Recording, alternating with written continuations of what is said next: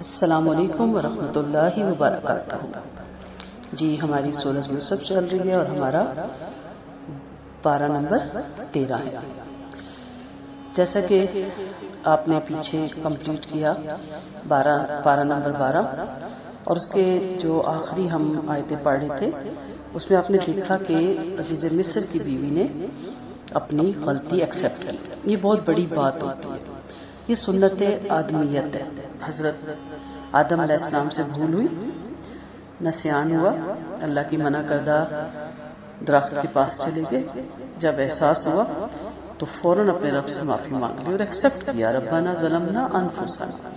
اور ایک ہوتی ہے سنت شیطانیت، انسان غلطی کرتا ہے، ایکسیپٹ نہیں کرتا، اڑ جاتا ہے اور دوسروں پہ بلیم کرتا ہے کہ اس نے یہ کیا اس لیے مجھ سے یہ ہوا۔ تو اس واقعے میں ہمیں یہ بھی دیکھنا ہے کہ ہماری روش کیا ہے۔ بھرے مجمع میں عزیز مصر کی بیوی اپنی غلطی ایکسیپٹ کرتی ہے تو یہ بہترین کردار ہے۔ دوسرے کی یعنی جو بھی غیبت ہوئی یا دوسرے کی جو بھی عزت پہ حرف آیا اس سب کی تلافی وہ ہو جاتی ہے اور اپنی کمزوری کا اظہار بھی کرتی ہے۔ تو ایسے لوگوں کی توبہ بھی اللہ قبول فرماتا ہے اور ایسے لوگ دوسروں کو پسند بھی آتے ہیں کہ ہاں ایسے انسان اس سے غلطی ہو گئی لیکن اس نے اس غلطی کو ایکسیپٹ کیا، نہ کہ اڑا اور دوسرے پہ بلیم ڈالا۔ اب یہ ویسا وقت تھا کہ جب حضرت یوسف علیہ السلام کو بہت زیادہ رسپیکٹ تو ہے ہی، رسپیکٹ کے قابل ہستی، لیکن اس دور کے اس مجمع میں اس گروپ میں بہت زیادہ رسپیکٹ مل رہی تھی۔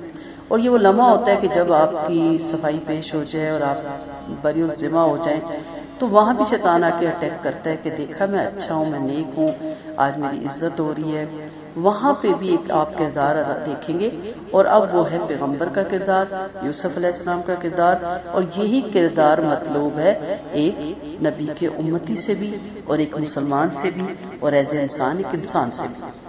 سپارے کے آغاز میں ہی آتا ہے وَمَا أُبَرِّئُ نَفْسِي إِنَّ النَّفْسَ لَأَمَّارَةٌ بِالسُّوءِ إِلَّا مَا رَحِمَ رَبِّي إِنَّ رَبِّي غَفُورٌ رَحِيمٌ۔ اور میں اپنے آپ کو بری نہیں سمجھتا، دل تو برائی پہ ابھارتا ہی رہتا ہے مگر جس پر اللہ رحم فرمائے، یقیناً میرا رب بڑا ہی درگزر کرنے والا، خطا پوشی کرنے والا اور مہربان ہے۔ نفس برائیوں کی جڑ ہے، یہ بھی یوسف علیہ السلامی کا قول ہے کہ میں یہ دعویٰ نہیں کرتا کہ میں ہر طرح سے پاک ہوں، میں ہر عیب سے پاک ہوں، کیونکہ دل تو ایسا ہے جس میں خیالات آتے ہی رہتے ہیں۔ عورت نے مجھے تنہائی میں ورغلایا، میرے نفس میں بھی یہ کوئی خیال آ سکتا تھا، کیونکہ نفس تو انسان کو برائی پہ ابھارتا ہے، مگر مجھ پر اللہ کی خاص مہربانی ہوئی کہ اس نے میرے دل کو ان خیالات سے بری ذمہ رکھا اور بری ذمہ رکھا اور اگر وہ اس سے مجھے نہ بچاتا تو میں اس میں خدا نخواستہ اس کی طرف جھک جاتا۔ تو یہاں پہ انہوں نے اس چیز کو اپنے رب کی طرف کہا کہ ھذا من فضل ربی، تو نیکی کا حکم اور برائیوں سے بچانے والی اللہ ہی کی ذات ہے۔ اگر آپ نیک ہیں، آپ اچھے ہیں تو اس کی توفیق ہے کہ اس نے آپ کو کسی کی دعاؤں کے نظر میں آپ کو ان برائیوں سے بچا رکھا، نیکیوں کی توفیق دی ہوئی ہے۔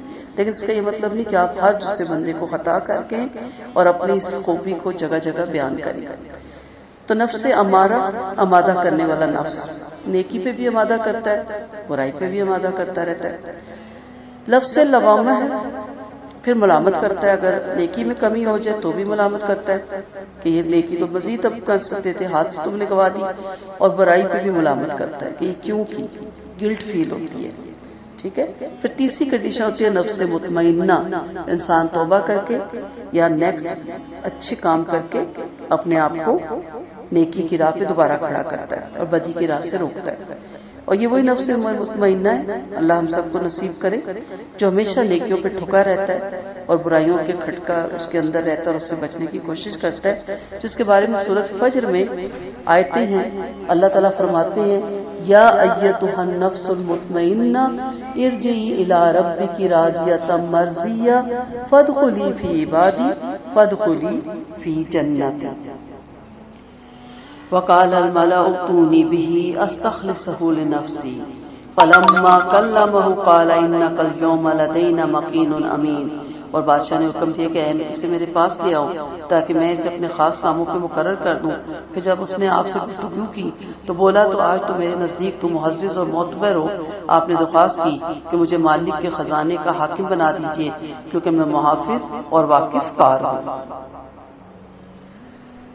جب بادشاہ مصر کی نگاہ میں یوسف کی پاک دامنی ثابت ہوگی اور آپ پر جو الزام تھا وہ غلط ثابت ہوا تو بادشاہ نے حکم دیا کہ انہیں میرے پاس لاؤ، یہ قابل قدر آدمی اور بڑا ہی معتبر اور دانا ہے، میں انہیں اپنے خاص مشیر بنانا چاہتا ہوں۔ جب بادشاہ نے آپ سے گفتگو کی اور آپ کی فراست اور دانائی کو، آپ کی تدبر اور دور اندیشی کو، آپ کے حسن اور جمال کو اور علم اور کمال اور آپ کے اخلاق حمیدہ کو پہچان گیا اور آپ کی عزت افزائی کرتے ہوئے بولا کہ آپ ہماری نگاہ میں لائق ادب اور احترام اور بہت معتبر ہیں۔ یوسف علیہ السلام بولے جب آپ مجھے امین اور معزز سمجھتے ہیں تو مجھے وزارت خزانہ کا منصب عطا فرما دیجیے کیونکہ میں امین ہونے کے ساتھ ساتھ پوری نگرانی بھی کروں گا اور اپنے علم کے مطابق ایسی تدبیر اختیار کروں گا جس سے ملک میں آنے والے خوفناک قحط کی تباہی سے ہم بچ سکتے ہیں۔ اس سے پتہ چلتا ہے جب کسی کے حالات سے کوئی انجان ہوتا ہے تو اسے بقدر ضرورت اپنی خوبیاں بیان کرنی جائز ہے۔ آپ نے بادشاہ کے سامنے عوام کی خدمت کے جذبے کا بھی اظہار کیا اور یہ بھی یقین دلایا کہ میں اپنے فرائض پوری طرح ادا کروں گا اور لوگوں کو آپ کی ذات سے فائدہ بھی پہنچاؤں گا۔ تو اس سے پتہ چلتا ہے کہ اگر آپ میں کوئی کوالٹی ہے، کوئی خوبی ہے، آپ اپنی ملت کے لیے، قوم کے لیے، امت کے لیے کوئی کام کر سکتے ہیں تو خود بتائیں کیونکہ دوسرا لیڈر یا دوسرے نہیں جان سکتے بعض دفعہ، اور آپ بہت کچھ کرنا چاہتے ہیں اور جھجک کی وجہ سے کہہ نہیں پاتے، کہیں بتائیں تاکہ آپ کے اندر جو اللہ نے کوالٹی اور گٹس ڈال کے بھیجے ان سے عوام الناس کو بھی اور قوم کو بھی، ملت کو بھی اور امت کو فائدہ پہنچے۔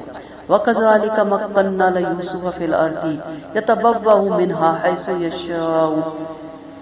اس طرح ہم نے اس ملک میں یوسف کی قدم جما دیے کہ آپ اس میں جہاں چاہے رہیں، ہم جسے چاہے اپنی رحمت پہنچانا چاہتے ہیں پہنچا دیتے ہیں اور ہم اخلاص پسندوں کا صلہ برباد نہیں کرتے۔ واقعی آخرت کا صلہ ان کے لیے بہت بہتر ہے جو ایمان والے ہیں اور اللہ سے ڈرتے رہتے ہیں۔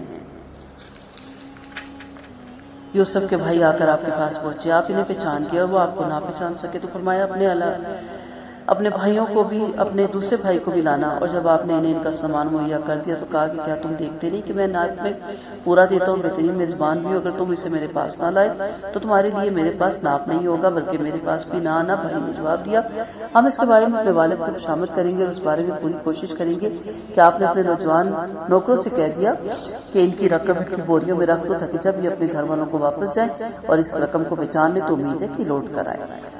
اب وہ وقت آ گیا جب قحط پڑ گیا، مصر کے علاوہ ان کے تمام جگہوں پہ قحط پڑا۔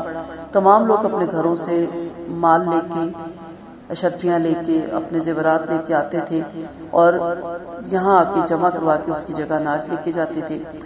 اس قحط کے دنوں میں جو تدبیر یوسف علیہ السلام نے استعمال کی اس کا یہ فائدہ ہوا کہ کنعان کے شہر کے بھی جہاں یعقوب رہتے تھے وہاں بھی قحط سب کچھ ہوا، لیکن مصر میں قحط نہیں پڑا۔ اب دور دراز سے لوگ آنے لگے، ان میں ان کے بھائیوں کا بھی قافلہ آیا، کیونکہ ایک عمر ہوتی ہے جس میں ٹھہر جاتی ہے عمر ایک وقت میں، اور کافی سال اس جگہ ٹھہری رہتی ہے تو بندہ پہچانا جاتا ہے۔ تو یہ اپنے بھائیوں کو پہچان گئے اور وہ یوسف کو اس لیے نہیں پہچان سکے کیونکہ جب یوسف کو انہوں نے کنویں میں گرایا تھا تو اب بالکل کم عمر تھے، کسی جگہ 7 سال کی اور کسی جگہ 14 سال کی روایت ملتی ہے، واللہ علم۔ اب یہ ینگ ہو چکے تھے، 40 سال کی خوبصورت عمر کو پہنچے ہوئے تھے، یہ اپنے بھائی کو نہیں پہچان سکے۔ انہوں نے بہت اچھا معاملہ کیا، بہت اچھی مہمان نوازی کی، بہت اچھا خدمت مدارت کی۔ جب انہوں نے دیکھا کہ یہاں کا بادشاہ بڑا پولائٹ ہے، بڑا ہمدرد ہے، تو انہوں نے کہا ایک بھائی ہمارا بوڑھا باپ گھر میں ہے، ان کے حصے کا بھی ہمیں غلہ دے دیں، ہم بہت دور سے سفر کر کے آئے ہیں۔ تو آپ نے موقع غنیمت جانا اور کہا ہم غائب کو تو نہیں غلہ دیتے، ہاں اگر اس کو ساتھ لاؤ گے تو ہم اسے دیکھیں گے، ہمیں یقین آئے گا، ہم غلہ دے دیں گے۔ انہوں نے کہا ٹھیک ہے ہم ایسا کریں گے نیکسٹ، اور ساتھ ہی اپنے نوکروں سے کہا جو یہ پونجی لائے ہیں وہ واپس رکھ دو، ایسا نہ ہو کہ غربت کی وجہ سے، سفید پوشی کی وجہ سے ان کے پاس یہ آخری پونجی ہو اور پھر ان کے پاس کچھ ہو ہی نہ لانے کے لیے اور وہ آئے ہی نہ۔ اس طرح جب اپنی پونجی دیکھیں گے تو ان کے پاس ایک موقع ہوگا کہ دوبارہ اس رقم کو لے کر آئیں گے اور اس بہانے میرا بھائی بھی ساتھ آ جائے گا۔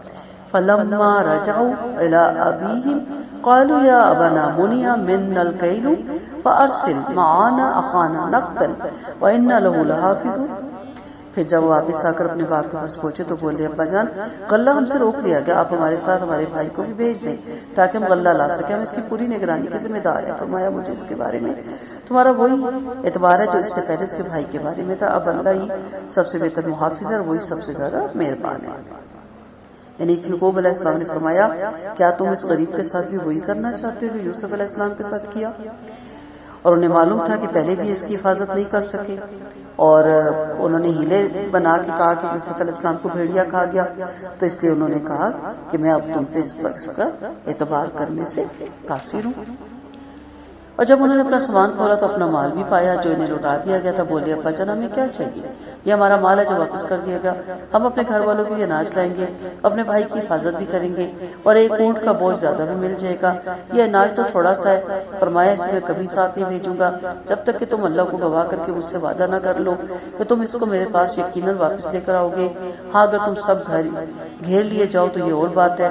پھر جب انہوں نے عہد کر لیا تو آپ نے فرمایا ہماری باتوں پر اللہ گواہ ہے۔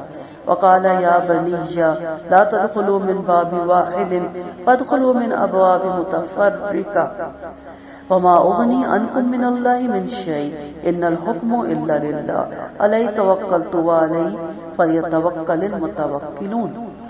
چلتے ہوئے باپ نے اپنے بیٹوں کو نصیحت کی، فرمایا میرے بیٹوں شہر میں سب ایک ہی دروازے سے داخل نہ ہونا بلکہ کئی دروازوں سے الگ الگ داخل ہونا، میں اللہ کی طرف سے ہونے والی کوئی بات تم سے ہٹا نہیں سکتا، حکم اللہ ہی کا چلتا ہے، اسی پر میرا بھروسہ ہے اور اسی پر بھروسہ کرنے والوں کو بھروسہ کرنا چاہیے۔ اور جب بیٹے باپ کے حکم کے مطابق مختلف دروازوں سے داخل ہو گئے تو باپ کی آرزو پوری ہوگی اور وہ اللہ کی طرف سے کسی آنے والی چیز کو ان سے نہیں ٹال سکتے تھے۔ ہاں آپ نے اپنے دل کا ایک ارمان پورا فرمایا، یقیناً آپ ہمارے سکھائے ہوئے علم جاننے والے تھے لیکن اکثر نہیں جانتے۔ یہ تدبیر کیوں بتائی تھی؟ تدبیر اس لیے بتائی تھی کہ جب یہ ماشاءاللہ اتنے نوجوان ایک دروازے سے داخل ہوں گے تو نظر لگنے کا اندیشہ ہوتا ہے، اور نظر برحق ہے، اور آپ جانتے ہیں کہ نظر کے بارے میں حدیث سے ہمیں پتہ چلتا ہے کہ اونٹ کو ہانڈی میں پہنچا دیتا ہے، یعنی اسے لاغر کر کے بیمار کر کے ذبح کروانے پہ مجبور کر دیتا ہے اور پکا دیتا ہے۔ تو نظر برحق ہے، اس لیے اگر آپ کو کوئی پیاری چیز دیکھیں اچھی لگے تو ماشاءاللہ لا قوت الا باللہ ضرور کہیں، اور نظر کے بعد کے صبح شام کی دعائیں بھی پڑھتے رہا کریں تاکہ نظر سے آپ محفوظ رہے۔ تو ایک تدبیر سجائی تھی، اور ساتھ ہی کہا کہ اللہ ہی کے نے رکھا ہے یہ میرے لیے آزمائش کہ کسی مشکل میں اس نے مجھے مبتلا کرنا ہے، تو پھر یہ تدبیریں بھی میری کام نہیں آئیں گی۔ توکل تو اللہ ہی پہ ہے، بھروسہ تو اللہ ہی پہ ہے، اور اللہ تعالیٰ ہی ہمارے بھروسے کو قائم و دائم رکھنے والی ذات ہے۔ اور جب یوسف پر داخل ہوئے تو آپ نے اپنے بھائی کو اپنے پاس جگہ دی اور فرمایا کہ میں تمہارا بھائی ہوں، تم اپنے بھائیوں کے کاموں سے دل کی نہ ہو۔ یعنی جب برادران یوسف کے پاس پہنچے اور ان کے ساتھ آپ کا حقیقی بھائی بنیامین بھی تھا، آپ نے انہیں بلا کر شاہی مہمانوں میں رکھا، ان کی خوب خاطر مدارت کی اور ان کے ساتھ بڑی محبت اور شفقت سے پیش آئے، اور اپنے حقیقی بھائی کو تنہائی میں بلا کر فرمایا بھائیوں کی باتوں سے دل میلا نہ کرنا، میں تمہارا بھائی یوسف ہوں، حق تعالیٰ کا مجھ پر انعام ہے، اس نے اس ملک کا مجھے حکمران بنایا، میرے ساتھ بھی بھائیوں نے یہی معاملہ کیا تھا، تم غم نہ کرو اور یہ راز بھی ان سے ظاہر نہ کرنے دینا، میں تم کو اپنے پاس ہی رکھنا چاہ رہا ہوں، انشاءاللہ کسی نہ کسی تدبیر سے عزت و احترام کے ساتھ اپنے پاس رکھ لوں گا، فکر نہیں کرنا۔ فلما جہزهم بجہازهم جعل السقایۃ فی رحل اخیہ ثم اذن مؤذن ایتها العیر انکم لسارقون۔ جب آپ نے انہیں ان کا سامان تیار کر دیا تو اپنے بھائی کے سامان میں پانی پینے کا کٹورا چھپا دیا، پھر ایک اعلان کرنے والے نے اعلان کیا کہ اے قافلے والوں یقیناً تم چور ہو، کہ ان کی طرف رک کر کے بولے تمہاری کیا چیز ہوگی؟ بولے شاہی کٹورا نہیں مل رہا، جو اسے لے آئے گا اسے ایک اونٹ غلہ مزید ملے گا، میں اس کا ذمہ دار ہوں۔ قالوا تاللہ لقد علمت ما جئنا لنفسد فی الارض وما كنا سارقین۔ بولے اللہ کی قسم تمہیں خوب معلوم ہے کہ میں اس ملک میں بدامنی پلانے کے لیے نہیں آیا ہوں اور ہم چور نہیں ہیں۔ جواب دیا گیا کہ تم جھوٹے نکلے تو چور کو کیا سزا دی جائے گی؟ بولے اس کی یہی سزا ہے کہ جس کے سامان سے وہ برآمد ہو وہی شخص بدلے میں رکھ لیا جائے۔ ہم چوروں کو یہی سزا دیتے۔ آخرکار آپ نے اپنے بھائی کے بورے سے پہلے ان کے بوروں کی تلاشی لی، پھر اسے اپنے بھائی کے بورے سے برآمد کر لیا۔ ہم نے اسی طرح یوسف کے لیے تدبیر شاہی قانون کی روح سے اپنے بھائی کو لے سکتے تھے، مگر اللہ کی مشیت سے ہم جس کے لیے چاہیں اس کے درجے بلند کر دے اور ہر عالم کے اوپر ایک بڑا عالم ہے۔ اب یہ اللہ تعالیٰ نے ان کے لیے سارا تدبیر کی۔ آپ نے شاہی کٹورا ان کے سامان میں رکھا، اور عزیز مصر کا جو قانون تھا اس میں آپ اس بندے کو نہیں لے سکتے تھے، لیکن کنعان کے قانون کے مطابق جس کے پاس سے سامان نکلے اس کو رکھا جا سکتا تھا. تو جب ان کی تلاشی لینی شروع ہوئی سب کی تلاشی لیتے رہے اور آخر پہ بنیامین کے پاس سے وہ نکل آیا. چنانچہ آپ نے بنیامین کے پورے سے پہلے احتیاط کے ساتھ تمام بھائیوں کے چیک کیے اور جب ان کے پاس سے نکلا تو آپ نے ان کو اپنے پاس رکھ لیا. فرمایا ہم نے یہ یوسف کی خاطر تدبیر کی یعنی مصلحت کے بنا پر ان کے دل میں یہ بات ڈالی. یہ وہ محبوب چال تھی جسے اللہ بھی پسند فرماتا ہے کیونکہ اس پہ مصلحت کار فرما تھی.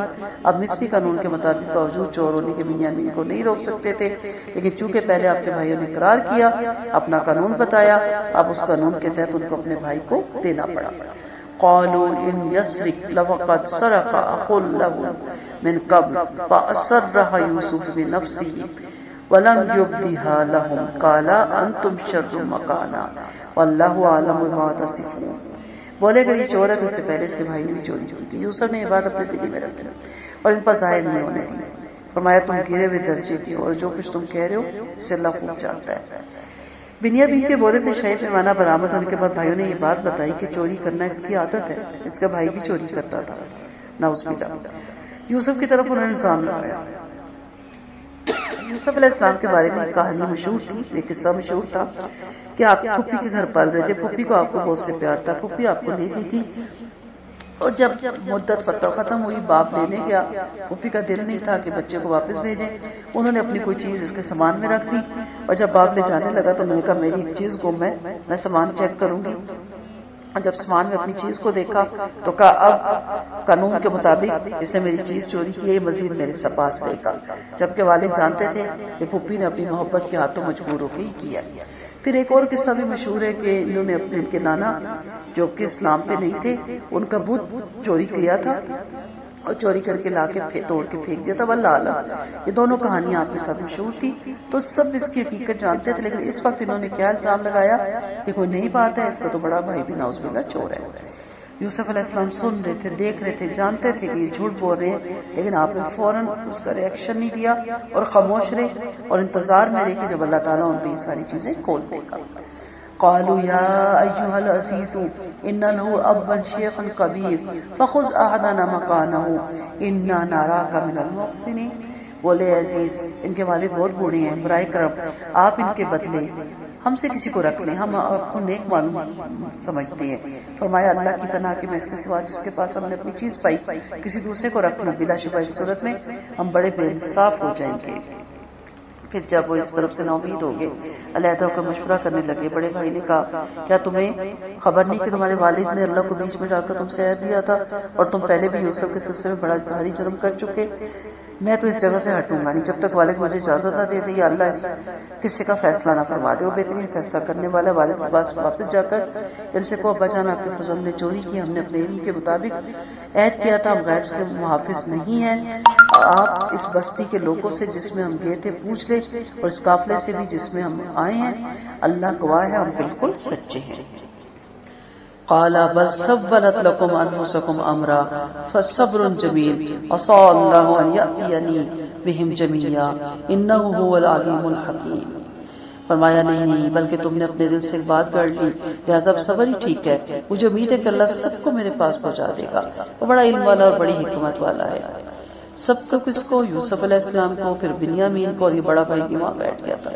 اس میں کیا حکمت پوشیدہ ہے یہ اللہ ہی جانتا ہے. پیغمبروں کو اپنے رب کی ہر بات پہ یقین ہوتا ہے اور توکل ہوتا ہے اس لیے انہوں نے کہا اس میں بھی کوئی حکمت پوشیدہ ہے اور وہ سب سے زیادہ حکمتیں جانتا ہے. وَتَوَلَّى عَنْهُ وَقَالَ يَا آسَفَ عَلَى يُوسُفَ وَابْيَضَّتْ عَيْنَاهُ مِنَ الْحُزْنِ وَهُوَ كَظِيمٌ. پھر اپنے بیٹوں سے منہ پھیر کر سر دبا بھر کر کہا ہائے یوسف اور آپ کی آنکھیں غم سے سفید ہو گئی اور آپ صدمے سے گھٹے جا رہے تھے. جب انسان کو کوئی نیا غم لگتا ہے تو پرانے غم یاد آ جاتے ہیں. اور بیٹا بنیامین کھویا بڑا بیٹا بھی وہاں بیٹھ گیا تو انہیں اپنا یوسف علیہ السلام دوبارہ یاد آ گیا. بیٹے بولے اللہ کی قسم آپ یوسف کو یاد ہی کرتے رہے اب تک کھل ہی نہ جائیں یا ختم ہی نہ ہو جائے. فرمایا میں تو اپنے رنج و غم کی شکایت اللہ ہی سے کروں گا. مجھے اللہ کی جو باتیں معلوم ہے وہ تمہیں معلوم نہیں ہے. بڑی خوبصورت دعا ہے. اشک بسی و حزنی اللہ وعلم من اللہ ما لا تعلمون. بنیامین کے واپس نہ آنے سے آپ کے دل میں اپنے پیارے اور لاڈلے بیٹے یوسف کا بھی غم تازہ ہو گیا. بیٹوں سے منہ موڑا، یوسف کو یاد کرنے لگ گئے. بیٹوں کو یہ بات اچھی نہیں لگی. بیٹوں نے کہا آپ تو اس قدر افسردہ رہتے ہیں کہ ہمیں فکر ہے کہ آپ کی جان ہی نہ کی چلی جائے. آپ خاموش ہو گئے. کہا میں نے کسی سے شکوہ نہیں کیا، میں تو دل ہی دل میں اپنے رب سے ہی دعا کر رہا ہوں. فرمایا میں اپنی پریشانی اور الجھنوں کا شکوہ اللہ کے ساتھ کسی سے نہیں کرتا، اور اللہ کی طرف سے بہتری ہے. جو حال مجھے معلوم ہے تمہیں نہیں معلوم، یعنی مجھے معلوم ہے کہ یوسف کا خواب سچا اور اللہ اس کی تعبیر ضرور ظاہر فرمانے والا ہے. خوبصورت آیتیں ہیں. جب بھی کوئی غم پہنچے، جب بھی کوئی دکھ پہنچے، جب بھی کوئی پریشانی پہنچے، کتنوں سے ڈسکس کریں گے، کتنوں کے ساتھ اپنے دکھ کریں گے، کوئی حل نہیں. دکھ بڑھتا جاتا ہے، اس کو جتنا دہرائیں وہ اتنا بڑھتا ہے، وہ اتنا یاد آتا ہے اور دل افسردہ ہوتا چلا جاتا ہے. ہاں کسی کو دعا کے لیے کہنا تو ضرور کہ ادروائز کوئی فائدہ نہیں ہوتا اپنے دکھوں کو. انسان اپنا ہی، ہمارے بڑے کہتے ہیں، پیٹ ننگا ہوتا ہے اور حاصل بھی کچھ نہیں ہوتا، اور لوگ بھی بیزار ہو جاتے ہیں اور کہتے ہیں ہر وقت رونا ہی روتے رہتے ہیں. ایک اللہ کی ذات ہے جو آپ کی ہر بات کو سنتی ہے. اپنا ہر دکھ، اپنے ہر غم، اپنی ہر پریشانی اپنے رب سے شیئر کریں اور اب اسے کہیں کہ اللہ تعالیٰ تو ہمارا حامی و ناصر ہو جائے، تو ہماری ہر بات کا کارساز ہے، تو ہمارا ولی ہے، تو ہماری مشکلوں کو آسان کر. اسی پہ توکل کرنی چاہیے. یا بنی یذهبوا فتحسسوا من یوسف واخیہ ولا یائسوا من روح اللہ انہ لا یائس من روح اللہ الا القوم الکافرین. کہا جاؤ یوسف کو اور اس کے بھائیوں کو پوری طرح سے ڈھونڈو. اللہ کی رحمت سے امید نہ ہونا. دیکھو رب کی رحمت سے کافر ہی نا امید ہوتی ہے. دنیا میں جو کچھ پہ ہے امپاسبل نہیں ہے، ناممکن نہیں ہے. اللہ نے جو یہاں چیزیں بھیجی اس کا سلوشن بھی بھیجا. اللہ نے غم بھیجا ہے تو اس کی خوشیاں بھی بھیجی. اللہ نے ہر چیز کا حل یہاں پہ بھیجا ہے. کسی کا بھی زندگی میں کوئی مشکل آ جائے تو اللہ سے دعا کرے اور اللہ کی بتائی ہوئی تدبیروں کے مطابق اس کو حل کرنے کی بھی کوشش کرے. بیماری آئے تو علاج میں جٹ جائیں، ساتھ ساتھ یاد شفا بھی پڑھیں، دعاؤں کا بھی کہیں اور پراپر اچھے ڈاکٹر سے علاج بھی کریں. اس طرح اور بھی بہت سی پریشانیاں زندگی میں آتی ہیں، ان کا ضرور سلوشن ڈھونڈیں. کوئی پریشانی آخری نہیں ہوتی، کوئی خوشی بھی آخری نہیں ہوتی، کوئی گناہ بھی آخری نہیں ہوتا اور کوئی غلطی بھی بانج نہیں ہوتی. ایک غلطی کے بعد دوسری غلطی جنم لیتی رہتی ہے. اپنے رب سے کبھی مایوس نہ ہو. اس کی رحمت کے دروازے ہمیشہ کھلے رہتے ہیں، اس کی بخشش کے دروازے بھی ہمیشہ کھلے رہتے ہیں. تو اپنے رب سے دعا مانگے. مایوسی کفر ہے. یعنی کفر کیوں ہے کہ آپ سمجھتے ہیں کہ میری یہ جو تکلیف ہے اس سے مجھے رب کی ذات نعوذ باللہ نکال نہیں سکتی. تو یہ کفر کے زمرے میں آتا ہے. اللہ نے کون کہنا ہے؟ فیکون ہو جانا ہے. پھر جب برادران یوسف کے پاس آئے تو بولے کہ عزیز ہم ماں اپنے گھر والوں کی تکلیف میں مبتلا ہیں اور ہم یہ کھوٹی رقم لے کر آئے ہیں، براہ کرم ہمیں پورا وزن دیجیے اور ہم سے صدقہ کیجیے. بلا شبہ اللہ صدقہ کرنے والوں کو پسند کرتا ہے. اب ایک دفعہ کیا کہہ رہے ہیں کہ یوسف چور تھے نعوذ باللہ، اور دوسری طرف کیا کہہ رہے ہیں آپ محسنین تھے، آپ نیکوکار ہیں، ہم آپ کو بہتر جانتے ہیں، آپ سب سے صدقہ کریں. تو معلوم نہیں تھا کہ یہی ہمارا بھائی ہے جس کو ہم نے اپنے باپ کی آنکھوں سے اوجھل کر کے کنویں میں پھینکا تھا. یوسف نے فرمایا کچھ خبر بھی ہے تم نے حالت جہالت میں یوسف کے اور اس کے بھائی کے ساتھ کیا کیا کیا؟ وہ حیران ہو گئے، رکے، بولے شاید آپ ہی یوسف ہیں. فرمایا ہاں میں ہی یوسف ہوں اور یہ میرا بھائی ہے. اور اس وقت یہ نہیں کہا کہ تم بہت برے ہو. قد من اللہ علینا، ہم پر اپنا احسان فرمایا اللہ نے. دیکھو جو اللہ سے ڈرتا ہے، انہ من یتقی ویصبر فإن اللہ لا یضیع اجر المحسنین، اور صبر کرتا رہے تو اللہ ایسے نیک آدمیوں کا اجر ضائع نہیں کرتا. بولے اللہ کی قسم اللہ نے آپ کو ہم پہ ترجیح دی، واقعی ہم ہی قصوروار ہیں. فرمایا آج تم پر کوئی الزام نہیں، اللہ تم کو معاف فرمائے اور وہ سب سے زیادہ مہربانی کرنے والا ہے. ایک مرتبہ بھی بھائیوں کو شرمندہ نہیں کیا. ہم تو کسی کو معاف بھی کرتے ہیں نا تو پہلے سارے گناہ اس کے دہراتے ہیں، پھر اپنے احسان بھی جتلاتے ہیں کہ دیکھو تم کیا کیا کیا ہو، اس کے باوجود میں تمہیں معاف کر رہی ہوں. ایسا معاف کرے جیسے اللہ تعالیٰ آپ کے گناہوں کو جتلائے بغیر عفو درگزر کا معاملہ کرتا ہے، آپ کو شرمسار کیے بغیر، آپ کو نادم کیے بغیر. اگر ایک شخص مان جاتا ہے، سر جھکا لیتا ہے تو آپ کی کوئی بات نہیں. ایز انسان بشری تقاضے کے مجھ سے بھی یہ غلطی ہو سکتی ہے. سو الزام مت لگائیں کسی پہ اور اسے فوراً معاف کر دیں. فرمایا یہاں پہ کیا پتہ چلتا ہے کہ تقدیر کا لکھا پورا ہو جاتا ہے. یوسف علیہ السلام نے کہا تم پہ کیا الزام؟ فرمایا بھائیو ندامت کی کیا بات، جو کچھ ہونا تو ہو گیا، مجھے تم سے کوئی شکایت نہیں. آج کے بعد میں تم کو تمہارا قصور یاد بھی نہ دلاؤں گا، نہ میری طرف سے تم پہ کوئی اعتاب ہوگا، نہ اس سلسلے میں کوئی باز پرس کی جائے گی. اللہ تمہیں معاف فرمائے، تمہارے گناہوں پہ پردہ ڈالے، اسی کی مہربانی کی ضرورت ہے، وہ سب سے زیادہ مہربان ہے. کتنا خوبصورت کردار ہے یہاں پہ ایک پیغمبر کا، اور یہی کردار ایک بندہ مومن کا ہونا چاہیے کہ غلطیاں ہوتی رہتی ہیں اور کسی سے غلطی ہو جائے تو اسے اس طرح معاف کرے کہ اس کو دہرائے نہیں پڑے. اذهبوا بقمیصی ھذا فألقوه على وجهه ابی یأتی بصیرا وأتونی بأہلکم اجمعین. میری یہ قمیض لیتے جاؤ، اسے ابا جان پر ڈال دو، ان کی بصیرت لوٹ آئے گی، اور اپنے تمام گھر والوں کو میرے پاس لے آؤ. جب قافلے نے مصر چھوڑا تو ان کے والد نے فرمایا میں یوسف کی خوشبو پا رہا ہوں اور تم مجھے سٹایا ہوا نہ سمجھو. بیٹے بولے اللہ کی قسم آپ تو اپنی اس کی قدیم غلطی پر ہی پیچھے میں رہیں گے. یوسف علیہ السلام کی قمیض کی بڑی ویلیو تھی. پہلے بھیڑیے کا خون لگا کے لایا گیا، پھر عزیز مصر کی بیوی نے پیچھے سے پھاڑا یہ کرتا، پھر اب ایک کرتا دے رہے ہیں اپنے والد کی آنکھوں پہ ڈالنے کے لیے. تو بڑی اس کی ویلیو ہے، بار بار آپ کے کرتے کا ذکر آتا ہے. جب یہ قافلہ مصر سے روانہ ہوا تو اللہ کے نبی نے اپنے نبیوں سے جو آپ کے پاس تھے فرمایا مجھے اپنے پیارے اللہ کے نبی نے اپنے بیٹوں سے جو ان کے پاس تھے فرمایا مجھے اپنے پیارے یوسف کی خوشبو آ رہی ہے، اگر تم مجھے ستایا بنا سمجھو. اس سے کیا پتہ چلتا ہے کہ نبیوں کا علم بھی اپنا نہیں اللہ کا دیا ہوا ہوتا ہے. پہلے قریب ہی گاؤں کے کنویں میں وہ گرے رہے اور کتنے دن وہاں پڑے رہے، آپ کو خوشبو اللہ نے نہیں دینی تھی، نہیں آئی. اور پھر 40 سال تک وہ کس کس صحبتوں سے گزرتے رہے، آپ کو کچھ بھی نہیں محسوس ہوا.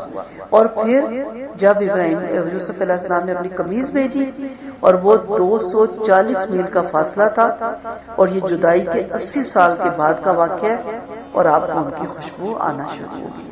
اس سے پتہ چلتا ہے کہ اللہ ہی جو چاہے وہ کرتا ہے. پھر جب بشارت سنانے والے نے آ کر آپ کے منہ پر وہ قمیض ڈال دی تو آپ کی بصیرت لوٹ آئی. فرمایا کیا میں تم سے نہیں کہا کرتا تھا مجھے اللہ کی جانب سے وہ معلوم ہے جو تم کو معلوم نہیں. بیٹوں نے کہا ابا جان ہمارے لیے ہمارے گناہوں کی معافی مانگے، باقی ہم بڑے قصوروار ہیں. فرمایا کریم میں اپنے رب سے تو ضرور تمہارے لیے معافی مانگوں گا، یقیناً وہ بڑا ہی خطا پوش اور مہربان ہے. اس تمام خواب کی تعبیر کے لیے یوسف علیہ السلام اور ان کے والد نے صبر سے انتظار کیا، تھوڑی دلی نہیں دکھائی، شور شرابہ نہیں کیا، اطراع نہیں کہ ہمیں تو ان قریب بادشاہت ملنے والی ہے یا نبوت ملنے والی ہے، آپ کو بھی کوئی خوبی ملے، کوئی نیکی ملے اللہ کی طرف سے، تو اترانا نہیں، غرور نہیں کرنا. اور جیسے میں نے پہلے بھی حدیث بتائی کہ نبی کریم صلی اللہ علیہ وسلم نے فرمایا ہر صاحب نعمت سے حسد کیا جاتا ہے، سو اپنی نعمتوں کے تکمیل تک پہنچنے تک اسے راز میں رکھو. صبر ہونا چاہیے، ٹھہراؤ ہونا چاہیے. اور خواب کے بارے میں اسی لیے کہا جاتا ہے کہ اس کو پر لگ جاتے ہیں. اچھا خواب کسی ایسے نیک بندے کو سنائیں جو آپ کا ہمدرد ہو، خیر خواہ ہو، نیک ہو، اس کی تعبیر بتائے اور آپ کے لیے دعا کرے. ایسے انسان کو مت بتائیں جو حاسد ہے، جلتا ہے اور وہ ایسی تدبیریں کرنے لگ جائے کہ آپ سے وہ نیکی چھوٹ جائے یا آپ حسد کا شکار ہو جائیں اور نظر بد کا شکار ہو جائے. تو اس لیے صبر سے، ٹھہراؤ سے کوئی خوبی ملنے والی ہے تو انتظار کریں کہ وہ خوبی آپ کو ملے. اور پھر بیٹوں نے اپنے والد سے کہا اللہ تعالیٰ، اللہ کے نبی ہمارے والد ہمارے لیے استغفار کیجیے، ہمارے خطاؤں کی معافی مانگیے. انہوں نے یہ نہیں کہا کہ میں تمہیں بالکل معاف نہیں کروں گا، تم نے بڑا ظلم کیا، میں تو اس دن کے انتظار میں ہوں. قال سوف استغفر لکم ربی، یعنی معاف تو میں نے تمہیں ابھی کر دیا، لیکن میں خاص طور پہ تہجد کے وقت اٹھوں گا. میرا رب آسمانی دنیا پہ آتا ہے، اپنے بندوں کی دعا قریب سے سنتا ہے. میں اپنے رب سے آپ کے لیے، اپنے تمام بچوں کے لیے دعا مانگوں گا. فلما دخلوا على يوسف آوى إليه أبويه وقال ادخلوا مصر إن شاء الله آمنين ورفع أبويه على العرش وخروا له سجدا وقال يا أبت هذا تأويل رؤياي من قبل قد جعلها ربي حقا وقد أحسن بي إذ أخرجني من السجن وجاء بكم من البدو من بعد أن نزغ الشيطان بيني وبين اخوتی ان ربی لطیف لما یشاء انہ هو العلیم الحکیم. پھر جب یہ یوسف کے پاس پہنچ گئے تو اپنے ماں باپ کو اپنے پاس بٹھایا، فرمایا تم سب انشاءاللہ امن و سلامتی کے ساتھ مصر میں داخل ہو جاؤ، اور آپ نے اپنے ماں باپ کو تخت پر اونچا بٹھایا اور سب آپ کے آگے سجدے میں گر پڑے، اور آپ نے فرمایا ابا جان یہ میرے پہلے خواب کی تعبیر ہے جس کو میرے رب نے آج سچ کر دکھایا، اللہ نے مجھ میں بڑا احسان کیا جب سے اس نے مجھے قید خانے سے رہائی کی، اور تم لوگوں کے اس فساد کے بعد جو شیطان نے مجھ میں اور میرے بھائیوں میں ڈال دیا تھا دیہات سے لے آیا، بلا شبہ میرا رب جو چاہتا ہے اس کی بہترین تدبیر کرتا ہے، وہ بڑے علم والا اور بڑی حکمت والا ہے۔ اس وقت یوسف کی والدہ زندہ تھی، جس سے کہ قرآن کے انداز بیان سے معلوم ہوتا ہے، اور یہ کہنا کہ یعقوب کے ساتھ آپ کی خالہ آئی تھی، والدہ فوت ہو چکی تھی، ٹھیک نہیں، کچھ روایت میں یہ بھی کہا جاتا ہے آپ کی والدہ تھی، آپ کے والد تھے، آپ نے انہیں تخت پہ بٹھایا، تمام بھائی فوراً سجدے میں گر گئے، سجدہ تعظیمی تھا، عبادت کا سجدہ نہیں تھا، اور آپ جانتے ہیں پہلی شریعتوں میں سجدہ تعظیمی جائز تھا، نبی کریم صلی اللہ علیہ وسلم نے آ کے اس سجدے کو ہمیشہ کے لیے ختم کیا، کیونکہ آپ صلی اللہ علیہ وسلم آخری نبی ہیں، شریعت مکمل ہو گئی ہے۔ حدیث میں بھی ہے کہ معاذ شام گئے تو آپ نے دیکھا کہ لوگ اپنے پادریوں کو سجدہ کرتے ہیں، واپس آ کر کہا یا رسول اللہ آپ زیادہ حقدار ہیں کہ ہم آپ کو سجدہ کریں بنسبت ان پادریوں کے، فرمایا اگر میں کسی کو اس کے آگے سجدہ کرنے کا حکم دیتا تو عورت کو حکم دیتا کہ اپنے شوہر کو سجدہ کرے، کیونکہ شوہر کا اس پہ بڑا حق ہے، مگر یہ حکم نہیں ہے کیونکہ سجدہ صرف اللہ کے لیے مخصوص ہے، اس لیے یہ سجدہ جائز نہیں۔ جیسے میں نے کہا کہ پہلی شریعتوں میں یہ سجدہ جائز تھا، لیکن نبی کریم صلی اللہ علیہ وسلم کی امت میں اور رہتی دنیا تک اس سجدے کو ہمیشہ کے لیے روک دیا گیا۔ پھر یوسف علیہ السلام اللہ کے احسانات یاد کر رہے ہیں، انعامات گنوا رہے ہیں، اپنے بھائیوں کو شرمسار نہیں کر رہے، کہا اس نے مجھے قید خانے سے چھڑوایا، یہ نہیں کہا اللہ نے مجھے قید خانے میں ڈلوایا، کہ اللہ تعالیٰ یہ جس نے وہ نہ چاہے تو ساری زندگی میں قید خانے میں ہی رہتا اور وہیں ختم ہو جاتا، وہ رب ہے جس نے مجھے قید خانے سے نکلوایا اور تم کو جنگل دیہات سے لا کر مدت کے بچھڑے ہوئے بھائیوں سے بھائی سے ملوایا اور جڑوں کو آباد کر دیا۔ یعقوب علیہ السلام اونٹ بکریاں پال رکھی تھی، اس سے زیادہ وقت جنگلات میں بسر کرتے تھے اور سرزمین فلسطین کے کسی دیہات میں رہا کرتے تھے، تو اس طرف اشارہ ہے۔ فرمایا شیطان نے ہم میں جدائی ڈالی تھی، مگر اللہ کا بڑا احسان ہے کہ اس نے اس جدائی کے بعد ہمیں ملوا دیا۔ سو جب صلح ہو جائے، دوستی ہو جائے، کوئی غلطی مان جائے تو کوئی آئندہ احتیاط کرو، شیطان ہمیشہ نفرت ڈالتا ہے، جدائی ڈالتا ہے۔ شکر ہے کہ ہم شیطان کے اٹیک سے بچ گئے اور ہمیشہ آپس میں محبت سے رہے، تعاون سے رہے، شفقت سے رہے اور ہمیشہ ایک دوسرے کو حق بات کی آپ تلقین کیا کریں۔ ربی قد آتیتنی من الملک وعلمتنی من التاویل الحدیث وعلمتنی من تحویل الحدیث فاطر السماوات والارض انت ولی فی الدنیا والآخرہ توفنی مسلما والحقنی بالصالحین۔ اے میرے رب تو نے مجھے ملک دیا اور خواب کی تعبیر بھی سکھائی، اے آسمان و زمین کے بنانے والے، دنیا اور آخرت میں میرا دوست ہے، مجھے اسلام پر موت دے اور نیکوں میں شامل کر۔ اسلام پر خاتمے کی دعا کی جا سکتی ہے۔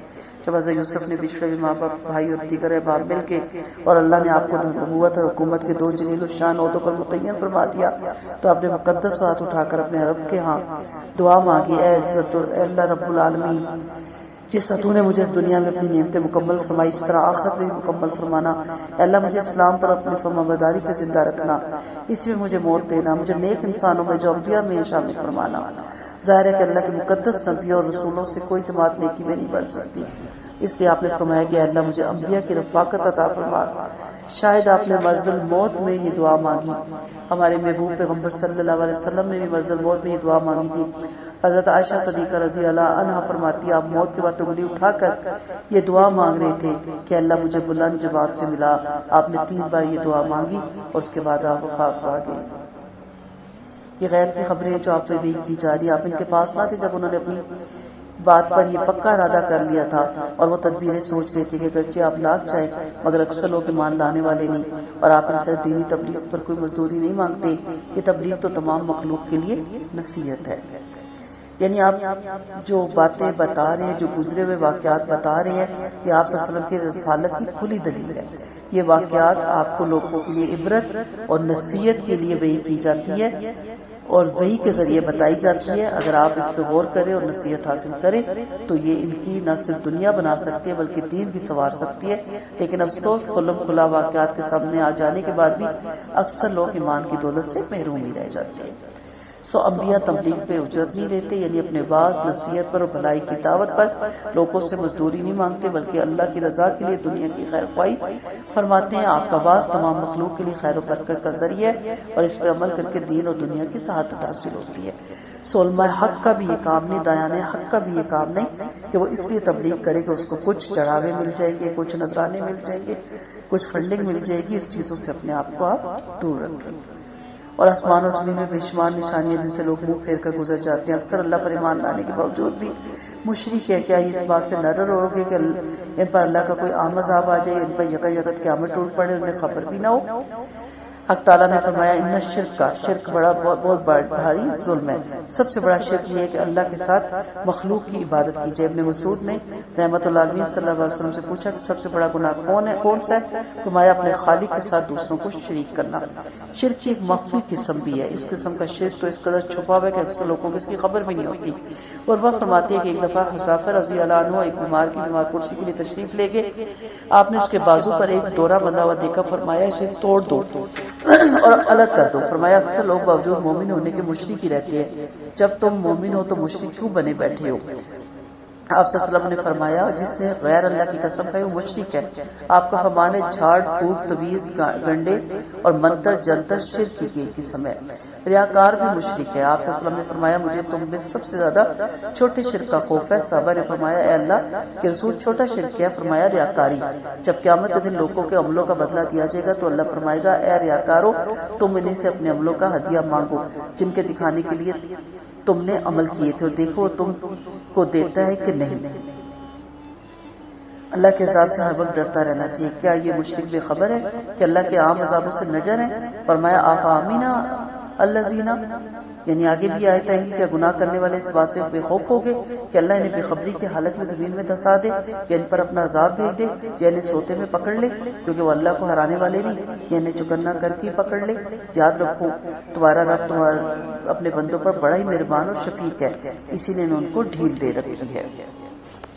قل هذه سبيلي ادعو الى الله على بصيرة انا ومن اتبعني وسبحان الله وما انا من المشركين۔ فرما دے گی یہ تو میری راہ ہے، میں اور میرے ماننے والے پورے یقین اور اعتماد کے ساتھ اللہ کی دعوت دے رہے ہیں۔ اللہ پاک ہے اور میں شرک کرنے والوں میں سے نہیں ہوں۔ اور ہم نے آپ سے پہلے مرد انسان بنا کے رسول بنا کر بھیجے جن پر ہم وحی بھیجتے ہیں۔ کیا مشرکوں نے دنیا میں چل پھر کر نہیں دیکھا کہ ان سے پہلوں کا کیسا عبرتناک انجام ہوا؟ واقعی اللہ سے ڈرنے والوں کے لیے آخرت کا گھر بہت ہی بہتر ہے۔ کیا پھر بھی تم عقل سے کام نہیں لیتے ہو؟ حتی اذ استیئس الرسول وظنوا انہم قد کذبوا جاءہم نصرنا فنجی من نشاء ولا يرد بأسنا عن القوم المجرمین۔ حتیٰ کہ جب پیغمبروں نے آس توڑ دی اور یہ گمان کر لیا کہ جھوٹا کہا گیا تو ان کے پاس ہماری امداد پہنچ گئی اور ہم نے